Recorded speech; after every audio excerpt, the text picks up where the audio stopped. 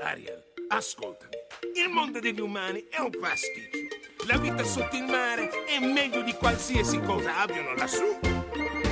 Le alghe del tuo vicino ti sembrano più verdi, sai. Vorresti andare sulla terra, non sai che sbaglio fai. Se poi ti guardassi intorno, vedresti che il nostro mare è pieno di meraviglie. Che altro tu vuoi di più? In fondo al mare,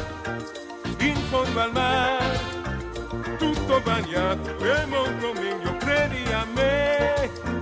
Quelli lassù che scoppano, sotto quel sole svengono, mentre col moto ce la spassiamo in fondo al mare. Qua giù tutti sono allegri, guizzando di qua e di là.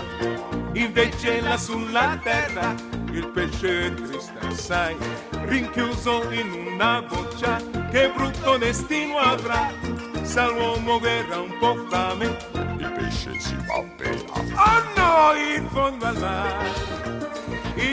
mare, nessuno ci frigge o ci cucina in fricassea, e non si rischia di affocare, non c'è un amo in fondo al mare. La vita è ricca di bollicine in fondo al mare, con questo ritmo la vita è sempre dolce così. Anche la razza ed il salmone sanno suonare con passione. Qui c'è la grinta, ogni concerto è un successo. Il sarago suona il flauto, la carpa, l'arpa, la platessa e il basso. Poi c'è la tromba del pesce rombo. Voilà, il lucio è il re del blues.